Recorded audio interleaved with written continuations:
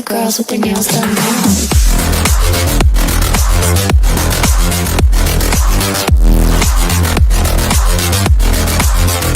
Girls with their nails done. I like the girls with their nails done.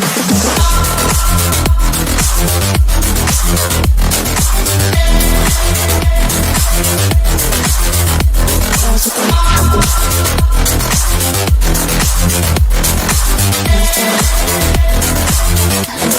their nails done.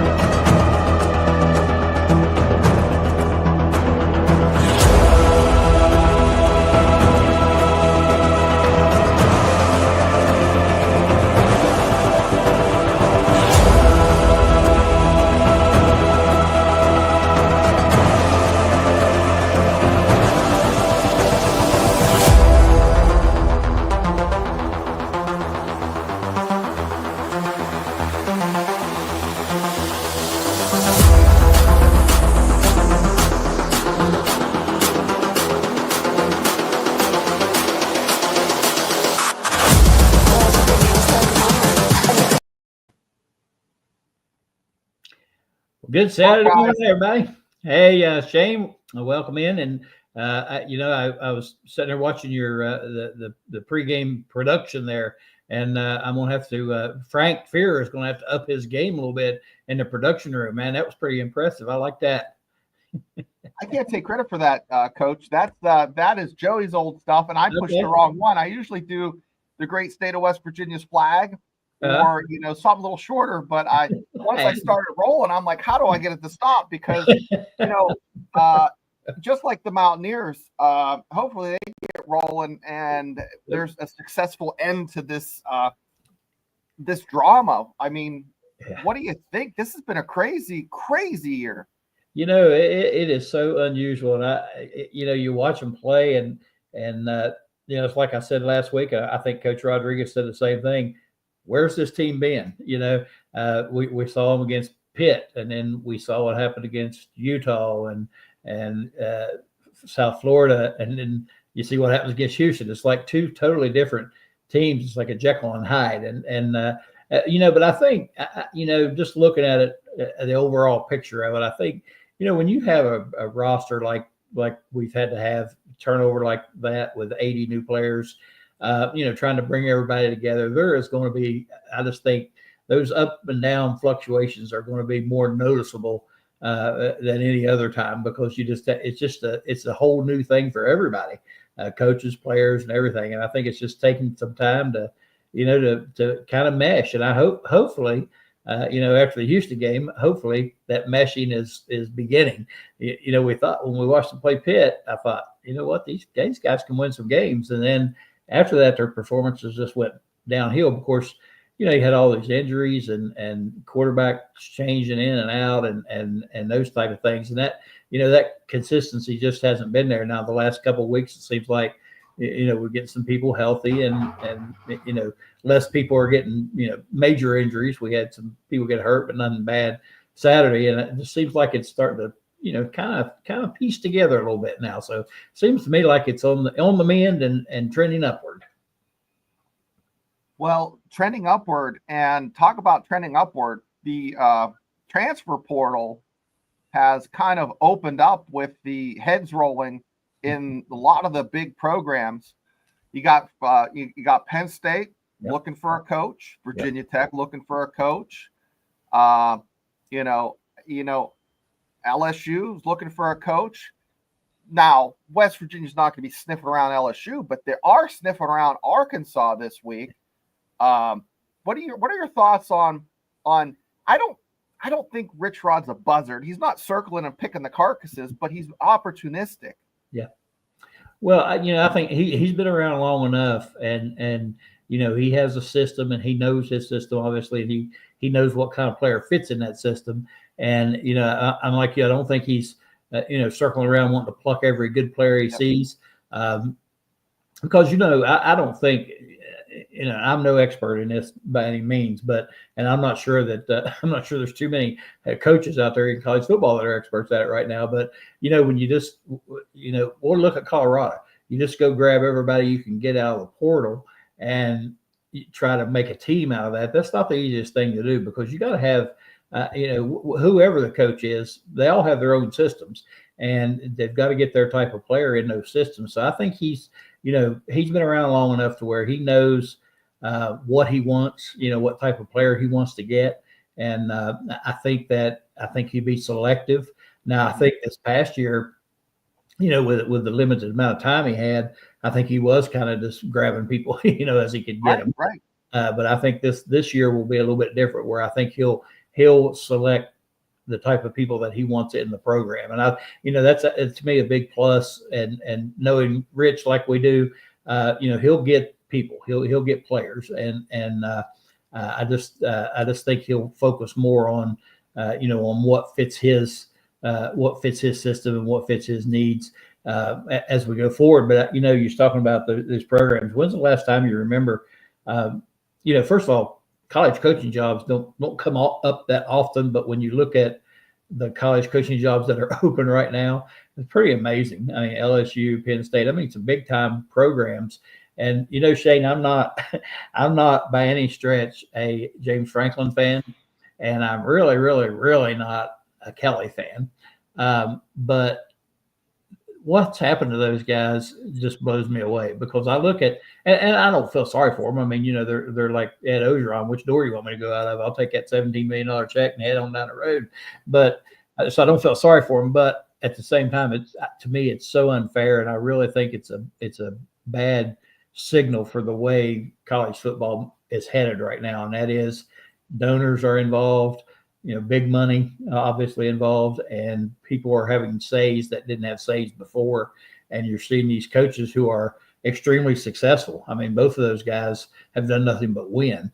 And, you get off to a rocky start, and these donors start grumbling, and that money talks, and these people are being set packing. And I think it's a bad sign for what's ahead. It's like that movie Major League, where the owners in everybody's business trying to tell them they need to win, and it's nothing's good enough. And I mean, not quite that bad. You don't have Wild Thing in there throwing pitches, but staying with the kind of stepping in the foothold, step in the locker room and having to kind of like make do with what you have. I kind of think about that as, hey, we're gonna go grocery shopping tomorrow. Let's see what we can make tonight. Yeah. But that's kind of what Rich Rod's doing midway through the season. And he kind of started off with a pantry that was bare. I think about like basketball versus football. I think it's easier in basketball to kind of like, okay, these are the guys we have. We talked a little bit before about that. These are the guys we have. And we saw Huggins do this. He's like took Beeline's guys and kind of said, okay, we're going to do something a little different. Yeah. Then he got his guys. I think it's easier because there's only 5 players, but I think it's easier because it's just basketball coaches probably have a deeper toolkit on like what they can do or run, where I think football coaches are kind of stuck with their ways, and they like what they like. They keep, and the coaching tree kind of sticks to that. You have your air raid, you have back in the day, you had guys that ran the veer, but Rich Rod, like you said, likes a certain type of guy. I'm going to ask you a question, and I'm totally going off my script here. Mm-hmm. Do you think Scotty Fox is a stereotypical Rich Rod quarterback, or is he kind of a little too? I don't know. I still trying to figure that out. I don't know the answer to that. That's why I'm asking. Yeah, when you think of I know everybody, when they think of Rich Rod and the past, they think of Pat White, of course. And, obviously Scotty Fox, no Pat White, not yet. And you tend to think that he needs that quarterback that is super elusive, like a Major Harris or somebody like that. Right. But if you really look at, his career, the coaching career, and the quarterbacks he's had, they haven't all been Pat Whites, obviously. And, I think he wants a mobile quarterback. I think the biggest thing with him, as far as a quarterback, is cerebral. I think he wants somebody that can read, the defenses and know, when the play is called, what the options are, and be able to pick up on those, quick and react quickly. Now, obviously, you want to be able to throw a little bit, and he can run a little bit. So I think he probably does fit the mold pretty well. He's a pretty good sized kid. He's got a nice arm. He runs the ball pretty well. And I don't know, academically how smart he is, but I'm guessing he's pretty intelligent. So I would say, more than anything, that's what he looks for. Somebody that has that mental capability, as well as the physical tools, to move. Like I said, not everybody's Pat White. It's kind of hard to come by those, but I think Scotty Fox kind of fits that mold pretty well. I think once he gets pieces in place, gives him some weapons and that sort of thing, I think he's going to be fine. I think the big question is, can we hang on to him? That's going to be the thing. That's just it. After a year or two, I think the price tag is going to go up a little bit, and it's just. Yep. Okay, let's talk about that for a second. Tennessee had a quarterback that wanted a little bit more money, ended up at UCLA for instead of $2 million for $1.5 million. Yeah. It seems like that million and a quarter mark is kind of like the gold standard right now for the going rate. Like we say gold, what's the going rate for an ounce? Well, the going rate for a power 4 quarterback seems to be the mill. Yeah. Scotty Fox, I don't know what his NIL is. I've never been able to really research and find what the NIL is, other than like some offensive linemen start to get around 250. Mm-hmm. That really changes, especially since we've just seen, CJ Donaldson move to Ohio State. Yeah. And in my opinion, I can't hold that against these young men because, if they're offering you more money, you're going to get playing time. It is what it is. But until the bumpers are put on, and I'm bumpers, I'm saying like maybe once you get a contract, you got to stay 18 months or 2 years or whatever it is. Yeah. I think West Virginia is going to have to pay the kid if continuing to be a star. Yeah. And nostalgia and loyalty and I just bleed blue and gold, that only gets you so far. Yeah. Well, you mentioned having kids that play ball. If your son is playing and he has a $500,000 NIL deal, and somebody comes along and says, "We'll give you $1 million," what are you going to do? I know what I'm going to do. I'll take that $1 million. I'm heading that way. Yeah. And unfortunately, yep. I mean, that's just the way it is. And you just hope, I mean, it's sad that's it, but that's the reality. And if he keeps performing, that, like you said, that price tag just keeps going up. If he's, he looked a lot better this past week than what he did the week before. If he keeps improving, he could be drawing a big number before long. And you just wonder, can West Virginia, and that's been my concern all along. The money thing is, just realistically, West Virginia just don't have the resources that a lot of these other places, Texas Tech, for example, has. And it's going to be hard for us. They're going to have to get creative and figure out ways to hang on to these guys. And I'm like you, with the contracts.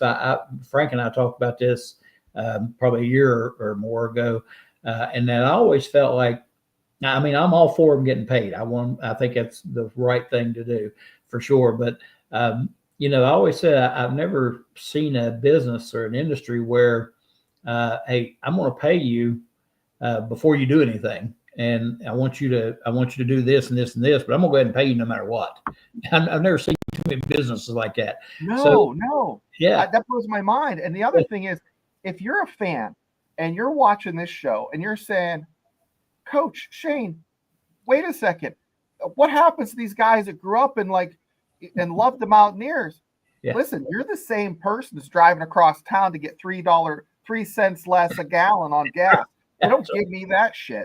That's exactly, that's what's up. That's the way the world is. Yeah. But no, I look at Colorado Coach, and I see almost a mirror image of the Mountaineers. I mean, they got a kid, I think they call him Juju, or Julian is probably his Julian's his name, yeah. Yeah, and he's a freshman. I mean, he should be in high school still, Coach. Yeah. And he's going to be starting for the Buffs. Yeah. It's crazy, and that's a great analogy you used there with going across town to get 3 cents on a gallon. That's pretty good. That's the truth. And these two teams, and again, I don't know Colorado's financial situation. I'm sure with Dion there, that's increased their their intake revenue wise, but if he don't win, that's going to be a problem. And it's we talked to LaShawn Pryor the other night on the show, and we were talking about them having their struggles, and I said, these young kids, they don't know who Dion. They don't remember Deion Sanders when he was playing. I remember him. I know what a player he was. They don't, and that's not. That don't mean anything to them. No. And I think that's part of the struggle right now is that I don't know that I feel like he felt like he could just attract the players based on the fact that he was Deion Sanders. And, I don't know how long that's going to be sustainable, but anyway, this money thing, they, like you said, they got to get there's got to be some parameters somewhere along the line. I mean, otherwise you're going to have, the same teams, with the resources that are going to be the best teams. Like LaShawn talked about, in the NFL, Mike Fox actually is the one who brought this up. He said, in the NFL, the model was set up to where the worst teams year in, year out get the best players in the draft. They get the higher draft picks. In college, it's not like that. The best, the most money gets the best players. And so you have the best teams. So the best teams get the best players because they have the most money. And that's not a very good system to, that if you doesn't make for a very good product, Coach. I mean, really, it doesn't. At the end of the day, you think that's just going to make it, it's not going to be entertaining. It's not going to be. No. And we all have watched for years, and we've seen these same teams really over the years be at the top, but it's not ever been a situation where you could say almost for certain that this team's not going to be in there, this team's not going to be there, this team's not going to be there year in, year out because they can't afford it, And West Virginia is a good example of that. West Virginia always, for years was right in the mix up there in the top, for several years, and could sustain that because you didn't have to worry about paying Pat White and Steve Slayton and those guys because they stayed there. They were loyal. It was a different game. And, you're going to have the situation now, and Texas Tech is showing that. I mean, it's clearly obvious. And if that happens as fans, people are going to be like, what, we're tired. We're done with this. I think I really think it's bad for fans. And until they, like you said, get some ropes on it. And I like the contract idea. I've always said, let's go get to that point a minute ago, if you have a player who you think is valuable and you're going to pay him, then you sit down, you draw out that contract. Hey, we'll give you X amount of dollars for X number of years performance. We're not going to give you $1 million and hope that you perform. We're going to have you here for 3 years, and then we're going to give you this much money for staying here for 3 years. There's got to be something like that put in place. I mean, something. Coach, my grandma used to call it wiping your ass with a hoop. And that's what the Mountaineers are doing with their money. They're just throwing out the window. Pat McAfee said a lot of the money that he put into getting certain guys, they're no longer even with the program. Right. So I agree. It's definitely, we could just wish in one hand, how the whole, whole thing goes. But until those bumpers are put on there, it is what it is. It's the Wild West. Now, let's talk about the Buffs just for about 10 minutes. All right. Now, pregame show, we're here for about an hour because kickoff is noon. And kickoff, Coach, I want to ask you a question before I talk about the Buffs. Sorry, I'm all over the place. Yeah. If I told you 5 years ago, you'd watch the Mountaineers on HBO Max. First of all, you'd say, Shane, what is HBO Max? I don't know. Yeah. Then it's on TNT. Certain streaming platforms like YouTube won't have it. What are your thoughts on, people really have to hunt and peck and search. And if you're watching and you're trying to find a place to watch it, I recommend it to someone to, you could do a trial run of DirecTV for free and then cancel it and watch it. There's ways of doing it.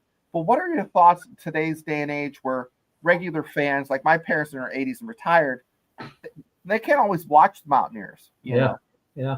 Oh, it's awful. I struggle with it myself, and I have, I had YouTube TV, and of course, they had fallen out with Disney and ESPN, so that's gone.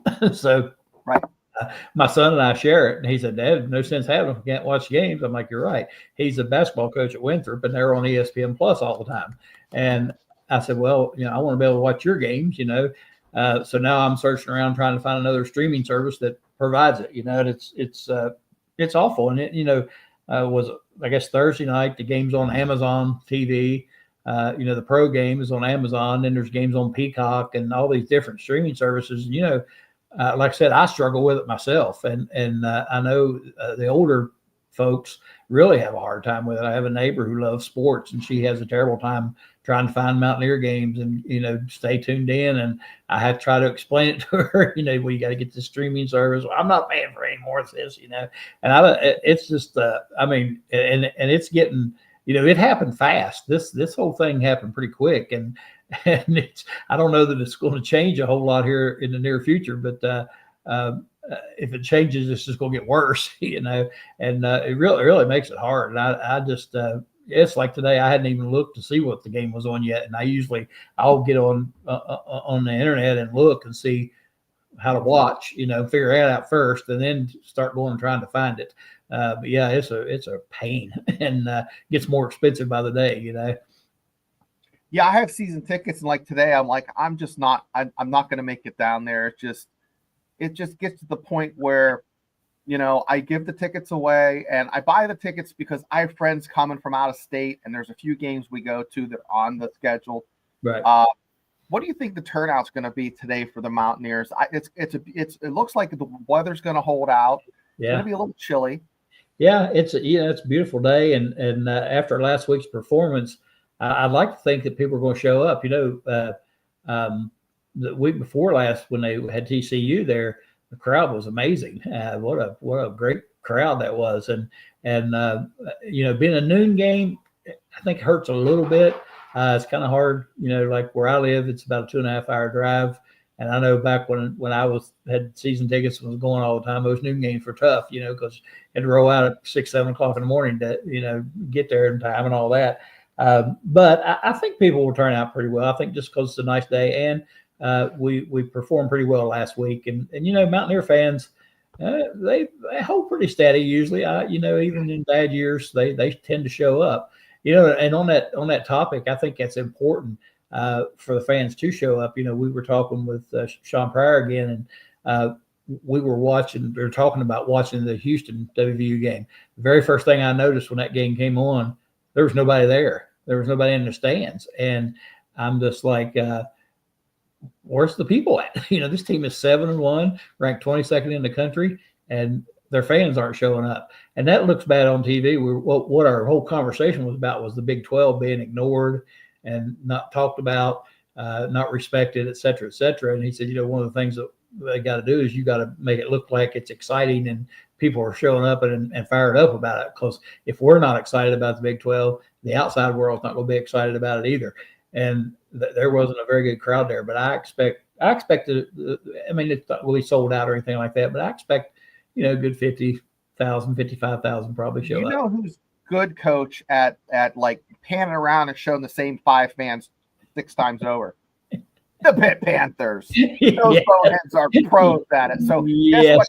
The Panther GM a call. I think Huggins knows the guy that works there now. Because there's nobody. They were 7-2, and they're giving tickets away. You see some some homeless guy in the stands just thinking he's going to get a free burrito, and you're not getting a free burrito. You're watching this terrible hot mess that looks like a burrito called Pit Panther football. But no, sorry, and they have those bright yellow seats too, so it looks like people are in the seats even when there's not anybody. Yeah, is that camouflage? What is that? No, it's a stadium seat painted to look like a person. No, no. I mean, I feel bad. They should have, every program should have their own stadium. Yeah. You know, I mean, so they're a shadow of what they once were. I don't even think the rivalry is very good. I'd rather watch West Virginia play Louisville or Virginia Tech. Yeah. 9 out of 10 times. I just don't feel it. Yeah. Anyways, back on topic here. Afton says it's hard. Afton is from Kansas. She lives in Kansas.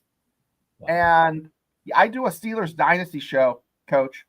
We have people from Australia, a couple from Mexico, and every time we give a free hat, we have to send it to Mexico or Australia, and the shipping costs us like a fortune. But anyways, no, I swear that's like $50 to send something that's like $10.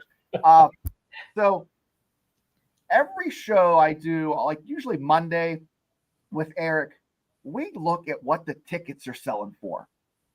And before the Houston game, we're looking up and we're like $17. $70. That's not good. That's a bad, and we said that's a bad indication. Just like they have they say if your gums are healthy, your heart's healthy. You know, if the tickets are going for $50, $60, $70, your program's pretty healthy. Yeah. But if you're number 22 and you're selling tickets for $17, yeah, I'll tell you what, brother, I would be really concerned. And guess what? Apathetic fans showed up. Last week, the Mountaineers put boot to ass. Oh. That's a recipe for winning. And guess what this week's going to be? I think the Mountaineers are going to show up. I think there's going to be a lot of folks in the stands. I mean, it's a noon game. I'm the same way. Not a big fan of the noon game. Have to get up at the butt crack of dawn, leave by 6 to get there by 8:30 or 8 because it's a half an hour to walk to where we tailgate. Mm-hmm. 3 o'clock is like the perfect time. But moving forward, I'm all over the place. The Mountaineers schedule. Okay, the Buffs have an easier path to a bowl game than the Mountaineers.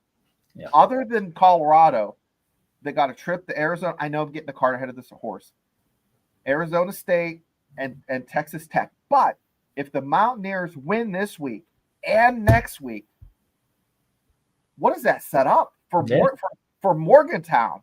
Oh yeah, it'd be crazy. Yeah. And in this Big 12, anything can happen. And that makes it even more exciting. And I think that I think there's a possibility we get to that point. I don't know that we can win out, but if we play and keep getting better, like last weekend, and we keep improving, we're going to have a shot. And I think if you said 3 weeks ago we'll have a shot at the bowl game, everybody would have laughed. And so now it's like we have renewed life. And back to the Houston crowd there. I had told my son or someone, I don't remember now, but I said if WVU were 7-1 and ranked number 22 in the country, and we had a night game in Morgantown on Thursday or Friday night, whatever that was, can you imagine what the crowd would have been like? It would have been amazing. And you'd have enrollment decrease because kids are going to be taking flamethrowers to lawn furniture because there's going to be no couches to burn. That's right. That's the facts. You're going to see wicker furniture from Nana on over in Suncrest getting her stuff tore down and burnt. And that's just it. I just think they should do away with the ordinance. Charge these kids $25 to have a fire extinguisher put in every dorm room, and that's just it. And make it like an extra credit, 1 credit for putting out a fire. I know kids don't do that. I'm just making a joke. It's a joke. Don't be burning stuff. They could make them buy a permit to burn the couch and put that in the NIL pool. That's it. Permit to buy, but you win a couple games, pick game especially. I got to address something because I have people give me crap about it. So I always drink from a Princess cup. I've had it since I was in the Army. And because people take my stuff, okay, and I have boys and they take my office furniture, so I have to get pink stuff because they won't take it. Because I find my stuff in their rooms. Like I had a nice stuff and it's taken. So yeah, I do have a pink office chair and a Princess cup, but anti-theft devices. Anti-theft device, just like a standard transmission. The Princess cup. So Afton knows what's up with the Princess cup, but there you go. Yeah, that's great. Oh well, good idea. So we have the last segment of the show. I want to ask you some questions. All right. Now, chat. Coach is going cold. I didn't set him up with any of this stuff, so it's just boom, boom. That's and right. He is sharp as a tack. He's hitting everyone that I'm throwing at him. Yeah. So, if you were to have a time machine and go back and see that, you have, like we talked earlier about the 5 coaches or 4 coaches that are gone, and the transfer portal is the way it is. Do you think it's actually a realistic expectation to have the Mountaineers compete with teams like Nebraska for kids, Penn State, Ohio State, even Rutgers? I mean, usually it's Rutgers, James Madison, Temple, Virginia Tech. But do you think that they can maybe take 1 or 2 kids a year, just 1 or 2 from a big program? Because there's a kid in mind. I'm not going to name his name. He's last name Brown. And I'm really hoping the Mountaineers can pull this kid in. I mean, there's so much you can do because we talked about the money. But do you think the culture is there now with Rich Rod? Do you think if you were to give it a percentage, where do you think he's at in instilling the culture? I think he's getting there. I think one of the things that I've noticed about this team all year long, and I've talked about this on the show, when you have a team that has a losing record and you go out and you get drubbed, 45-7, how do those kids react? How do they come out and play? And one of the things I've noticed about these guys is they're still playing hard. They're still putting the effort out there. Talent-wise, may not quite be there yet, but I think that culture thing is real, and I think that he's getting there. And I'm going to say right now, probably I'm going to say 65-70% it's instilled. I think once he gets a few more people in place, I think he's already started building that culture. And I think if you watch him play, like I said, I've watched games and talking about our next opponent today, watch them play where I think those players quit a couple of times and watching them. And I have not seen that from the Mountaineers. Even when they're getting their heads stomped in, they're still playing hard and still trying and still competing. So I think that, he's getting there. Still got a little ways to go, but and I think all that will grow even more as he gets more players in his fold, his style, et cetera, that he recruits and that sort of thing.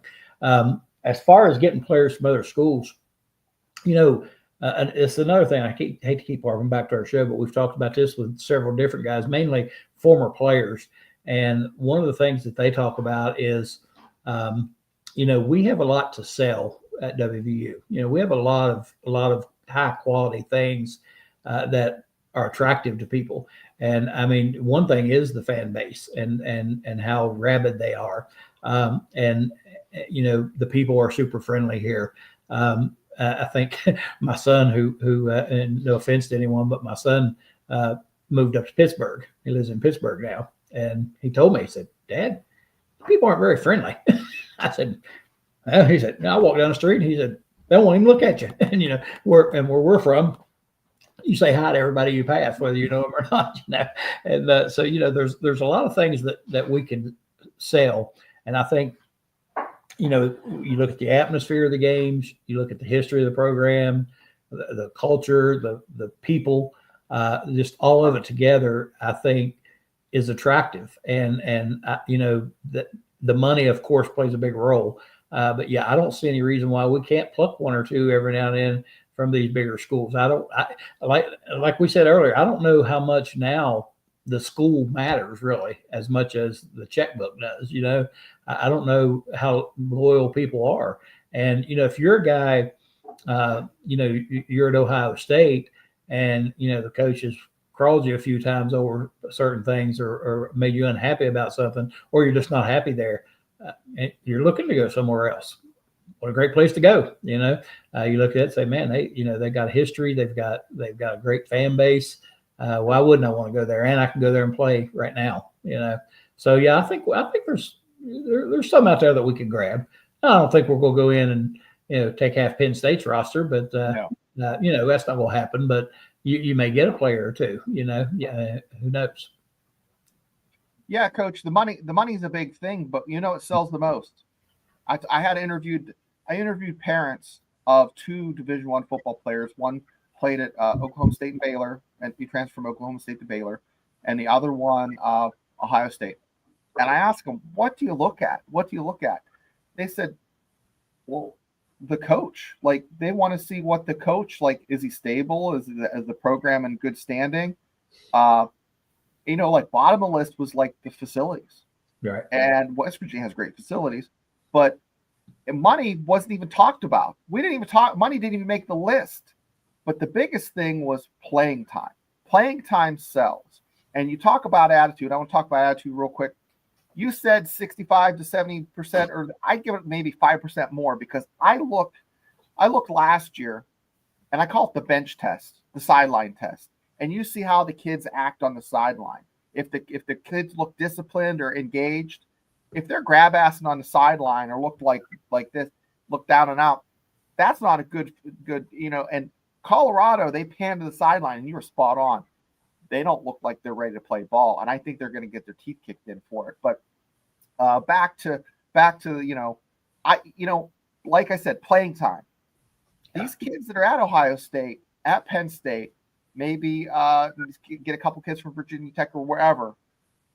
I don't think Virginia Tech's a hard sell from down there to Morgantown. I don't think that's, or even from Pitt. Yeah. But the fact that everyone in Morgantown is super nice, I know from experience. I went to school there. I was going to go to Penn State. I visited West Virginia. I'm like, I feel more at home. Fits with my personality. It just felt like an institution. Yeah. Where West Virginia, Morgantown, felt like a home. Right. And I think when kids come in, they feel that too. But we talked about Colorado a little bit. What are your other thoughts about Deion Sanders? Do you think this is his last year coaching because of health, or maybe because of record, or combination? He just quietly steps aside after this year? What do you think? Yeah, I wouldn't be at all surprised to see him go to one of these big programs, to be honest with you, or just get out of it completely. Yeah, I think I don't want to say he had misconceptions about the way it was going to be. I think it's more difficult than he thought it was going to be. Right. And I think that a lot of the negativity that has, people either love him or hate him, right. I think that's probably been an eye opener for him, and not having success. And, let's face it, probably pretty hard to win at Colorado. I don't care who's coaching there. It's a tough place to sell. And I don't know that he thinks he can be successul there. You just wonder, maybe, he wanted to coach his son, and now that that's passed, move on. But I would be surprised if he stays. I really would. I think he's and if he wants to continue coaching, I think he'll end up at one of these other programs, maybe Florida, somewhere like that. But he may just pack it in. Obviously don't need money or anything like that. So why put himself through it with his health, the shape that he's in. So yeah, I wouldn't be surprised if he leaves. And I'll tell you something else too. It's almost like he's lost interest. I don't know. I don't know if that's true or not. But it just seems to me like he's not as out there as he was. Last year, every hour you saw him on TV doing something. He's not as out there as he was, and you watch those kids, and I mean, they're arguing with each other, they're fighting on the sidelines. It's like he just has no control over the program, and it's like he just said, "Hell with it." I'm put my time in here. Yeah, I don't see that. I don't see the energy. I mean, I remember watching that first season they had that special on Amazon Prime. Yeah. And I was just enthralled in the change. Like I'm going to make a change here. I'm going to make a change here. This is what the culture is going to be. And I'm like, holy shit, sign me up. Yeah. I mean, and the fact, the publicity, they did like a monetary value assessed to like the free publicity he got at the university. And it was like 100 million. Like, I'm not exaggerating, 50 to 100 million, crazy number. Yeah. I don't know if that's legit, but I mean, we talked about it. He's on Amazon Prime. The program was like as low as it could be. I mean, and even with, going from 0 wins to 3 wins is a big step for a program. And then they had, year 2, he was okay. But I like what you said, Coach. If he goes to Florida, even if he's there a couple years, that first year, that energy would bring money back. Florida's not hurting for money, but it would bring key players because they have there's the blue chip, and they have Coach Prime. He gets good assistants around him, keeps that energy. Mm-hmm. I don't know about his health or how that would have, if he would even consider that. But if I am a athletic director, I'm looking at that as much as I am coaching ability, because it's about brand recognition. Right. And, I don't really like the way Kelly coaches, Franklin coaches, but they have recognition. They have name recognition. Yeah. That will get your foot in the door. And Afton says he's currently cancer-free. If you ever have a question about anything and Afton's in your chat, she'll answer it for you. She is smart as a tack. She's one of the best football minds you'll ever meet. But no, so I wouldn't be surprised until you said that. I wasn't thinking. I'm like, no way in hell Deion's going to coach anymore. And you said Florida. I'm like, that's a great fit. Yeah. Anyways. Yeah. Yeah. And Florida, it's kind of been, they've fallen, kind of tumbled, but they've been kind of stagnant for a few years and not at that level they're used to being. And, I think all they need is that energy, because they obviously can get players, and, that's not going to be a problem. But if you throw Deion in the mix, that adds that energy back to the program. And like you said, the money, I mean, that's going to be instant financial bonus for them, if they bring him in. And so that wouldn't surprise me. If he wants to coach. I don't know, I don't know what his thoughts are, but if he does want to, I think that'd be a good place for him to go. So let's talk real quick. I mean, we have about 15, 20 minutes left here. Let's talk about West Virginia's key players for the game. I'm trying to look up, see if any changed on who's going to be out for the game. But right now, it looks like we're still going to have Hubbard at running back. Fox is going to be starting. But before we talk about that, I have on my list here, I am queer for gear. I love the fact that the Mountaineers are putting out some stellar uniforms this year.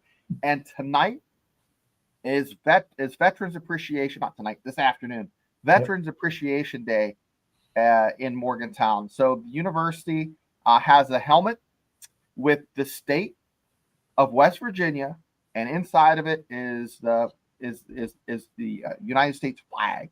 Yep. What are your thoughts? I mean, if you were to pick a uniform, is this one of your top ones, or you like the Coal Rush? Or I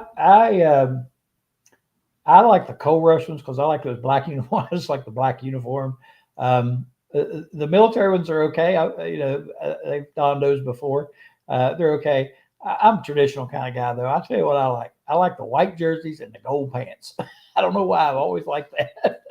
We're on the same page. Blue helmet, white jersey, gold pants. That is my nothing gets better than that as far as I'm concerned. That's me. That's me. I like that. The old traditional things that we see, and like I said, I like those other ones.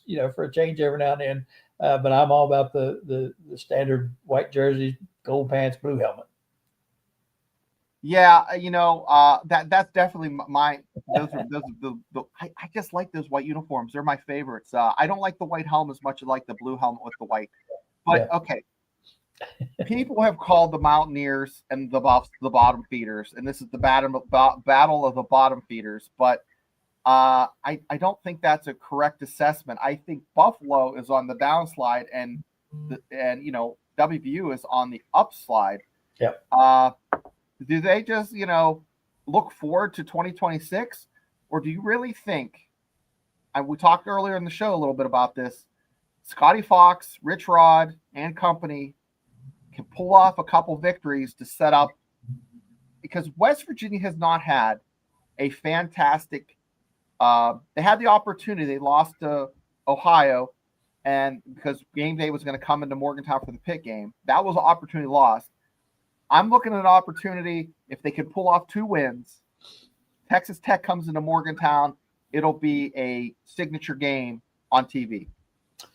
Yeah, and we talked about on Wednesdays. We always do our keys to the game for the following week, and one of my keys to the game for this coming week was the fact that we are trending upward. We're playing better, getting better. It looks like where Buffalo, Colorado Buffaloes are trending downward, and they got drubbed in their last game. And it was, I don't know if you watched any of it, but it was an embarrassment, really. The players quit. They were fighting with each other on the sidelines, so they're downtrending, and West Virginia is going the other direction. And that was one of my keys to the game. And I think, we're feeling pretty good about ourselves, and they're not. And, they're on the road. They're coming to Morgantown, which I think helps as well. And, I think that, that win last week, that's not an easy thing to do. I mean, anytime you go on the road and win, it's big. Anytime you go on the road in a conference game and win, and then you go play a 7-1 team that's ranked 22nd in the nation and win, that's pretty impressive. And we didn't just win the game. Really, if you look at the game, we kind of dominated that game. I mean, it wasn't. I never felt. I don't know how you felt, but I never felt like we were going to lose after those first couple of drives. We're at 14-0. I thought, we're going to win this game. I just felt like we were going to win, even when they came back. And so I think, the fact that we're trending upward and they're trending downward, and I think if we go out and perform well. Now, I would say this: if we go out and we squeak out a win, then next week, I don't know, but if we go out and we take care of business and we keep that momentum going, then I feel pretty good about our chances. I'll tell you what, you took the words out of my mouth. I'm looking at, I looked earlier in the show at Colorado's schedule this year. Okay. Week 5, I think, was their peak. I think Colorado was the most dangerous week 5. And they started off with a 27-10 loss for Georgia Tech. Okay.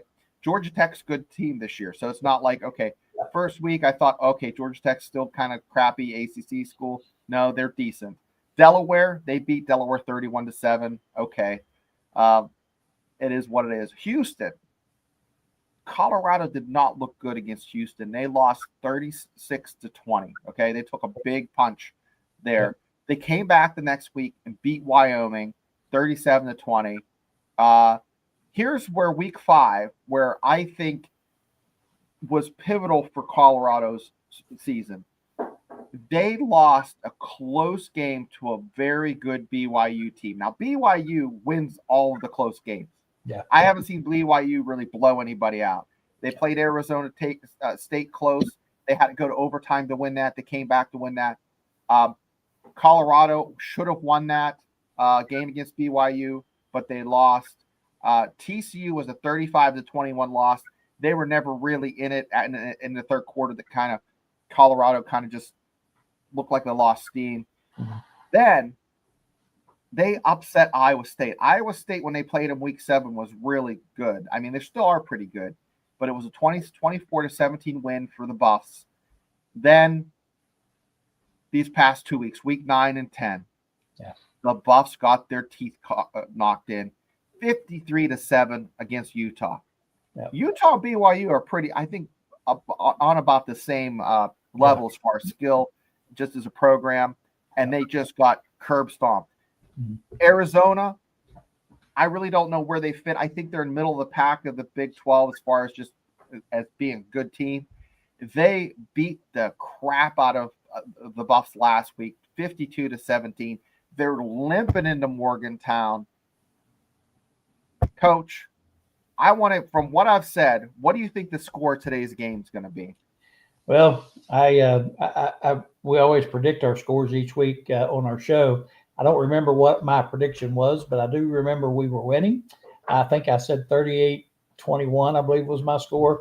I'm like you. I feel like they're limping in. They've changed quarterbacks. They're starting a freshman quarterback. He's a talented player. This kid is, but he is, like you said, he should be in high school right now.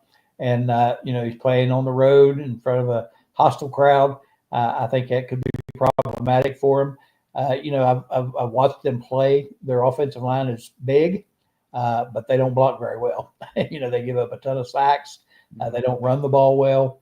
They throw it all the time. And now with this quarterback coming in, I don't know if that's going to continue, that they're going to be pass heavy. I don't know that. We struggle a little bit with our pass defense, but when we get pressure on the quarterback, we do fine in pass defense. I think that's been our problem on pass defense is our pressure on our quarterback. So I just feel like that, if we take care of our business and do play like we're capable of playing, I think we're going to beat them soundly. Yeah, the over and under, I think they have the Mountaineers. They gave the Mountaineers 6.5 points. 56, I think, is what the over and under is. I'll have to look it up, but that's just by memory. I think you're spot on. I think the Mountaineers score at least 30 points. So I'm saying 31-18. That's my prediction. It just, West Virginia also has to play Arizona State. Colorado plays Arizona State, and Colorado finishes with Kansas State. Colorado is playing for a bowl. West Virginia hasn't even thought about a bowl game. Right. If you told me a couple days ago there's a chance, I would tell you no. I would bet a paycheck on it. Yeah. But with that, we are literally, let's just go to chat here real quick. Stanford Higgis says, "Sco Buffs." Hey, he has sombrero on. I love that. That looks really festive. Is he blowing a kazoo or eating a pixie stick? He's eating a pixie stick, for crying out loud. Jackson Johnson. Yeah, Jackson. International worldwide. He is on all kinds of podcasts. He is. The host of the Alabama show here at the Voice of College Football. Yep. So, Coach, I want to ask you, post game. What we're gonna be? You're stuck with me again for post game. That's great. Okay. So, do we go at 3:45 or is it 15 minutes after the game? Usually, what we do is once a game, because we never know, overtime. That's our thing. We never know exactly what time it's going to end. So we usually say 15 to 20 minutes at the conclusion of the game. We'll get back on. So that's it, Mountaineer fans. Hey Shane, that gives our millions of listeners time to get back to their screen so they can start interacting with us. Yeah, that gives you a chance to take a potty break, feed the dog, let the kids out, or there you go, or let the kids have a potty break and feed the dog. I don't know what you're gonna do, but it gives you time to get your stuff done. Because guess what, Mountaineer football is going to start here in half an hour. Yep. And guys, if you so desire, we'll be here. And Coach, tell us about your show. When is your show every week? Every week we are on at 7 p.m. on Wednesday nights every week, and it's called the Mountaineer Locker Room Then and Now, and we try to go back and get some of the old Mountaineers from back in the day. We talk about current Mountaineers and current stuff going on, but we also have some good interviews with the former Mountaineers. So it's a very entertaining show. I tell you what, it's your regular host. He's the complete opposite of me. he is an encyclopedia of knowledge, and I'm just a pop culture whore. I just can pop like, oh yeah, the Kardashians, and yeah, that. Anyways, I know I do very little prep for the show on Wednesday because he does it all. I just get that's back. the way I am. I'm the same way. I'm the color man. I don't have the content. That's right. But what's great is, I do a show with a guy named Eric Saab. We do a show on Monday and we do a show on Thursday. So our show's on at 9 and also at 8. So 9 on Mondays and then 8 on Thursday. We did a show at 10 because I had to do something at 8 o'clock. But no, this is great. I'm so happy. The Mountaineers are in contention to actually win a few games. I mean, it's so hard to do a show when you had the team you had a month ago. Yeah. How do I say something nice about this? It's like someone showing you a picture of an ugly baby, and you try not to she has your dad's eye. What are you gonna do? It's like, we've all had that happen. Someone shows you a picture of a kid, and you're jump scare. But that's what the Mountaineers were. They were a jump scare photograph of an ugly kid. Yep. And now it's it's not quite Raquel Welch photo, but it's that I can see that's an attractive photo. Yeah. Mountaineers looking pretty on paper. Yeah. And hopefully a couple wins will get them, a little better looking in the ledger. Absolutely. We're going to talk about it after the game. Guys, thank you, and we're going to let you go with the great state of West Virginia's flag. So, best wishes, Mountaineer kisses. Thanks for having me, Coach. All right, thank you. Appreciate it. Did a great job. See you after the game. Let's go, Mountaineers.